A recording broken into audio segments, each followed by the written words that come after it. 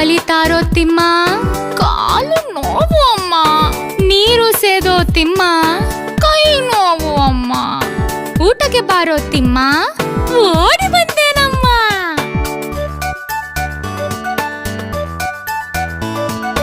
ತೋಟಕ್ಕೆ ಹೋಗೋ ತಿಮ್ಮ, ತೋಳ ಬಂದಿತಮ್ಮ. ಹಸು ಮೇಯಿಸೋ ತಿಮ್ಮ, ಹಸು ಹಾದಿತಮ್ಮ. ಒಲೆ ಉರಿಸೋ ತಿಮ್ಮ, ಉರಿ ಸುಟ್ಟಿತಮ್ಮ. ಪಾಠ ಬರೆಯೋ ತಿಮ್ಮ, ಬಳಪ ಇಲ್ಲ ಅಮ್ಮ.